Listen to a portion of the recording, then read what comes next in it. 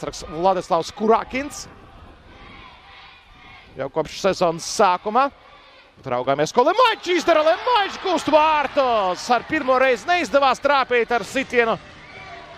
Ar savu kroņa paņēmienu sitiens ar galvu, bet tagad gan atrod viņu vārtu priekšā. Un Darko Lemaičs izvirza RFS vadībā 17. minūtes izskaņā. Smājās viņš uz vietas. Skatās spēli. Kuario, un tagad sitiens, bumba ir vārtos. Darko Lemaičs, numur 2, vārtu gums viņam šurien. Aktīvā vēl, bet tam bija jānotiek vēl pirmajā puslaikā, un Darko Lemaičs to paveic. Bumba palēkāja mazlietiņā, tagad paskatīsimies, varbūt arī kādam trāpīja. Lipašķiks dabū pausīm. Tagad kļūda savā lauku pusē, rīdziniekiem gandrīz varētu dārgi maksāt. Bet bumbu ātri vien atgūst RFS futbolisti. Kuadio pa kreisi Emersonam. Kuadio jau ieskrien caur kājām piespēle. Kuadio uz tukšiem vārtiem piespēle un glābjas. Nebā vēl viens sitiens un bumbu ir vārtos. Mikāse Nagasavā.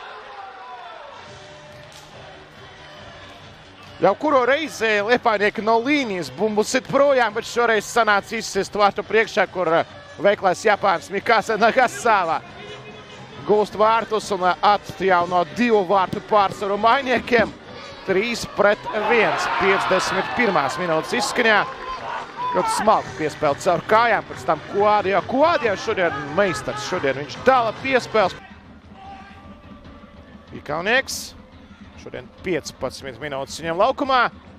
Ātras saspēle, Ikaunieks suda laukumā gar vārtiem un ir punktiņš šai spēlē. Sauc Ikaunieka piespēle un Lašos Odišāries pirmais vārtu gūms Latvijā. 4-1. Gruzīns pieliek punktu. Ne citam Gruzīnam, bet vienkārši Gruzīna trenētajai Liepājas komandai. 4-1. RFS tomēr dabūja vārtu gūmu spēlēt vairākumā un izcīna uzvaru. Ar to arī mačs beidz tieši ar Odišāries. Guys, please subscribe and like.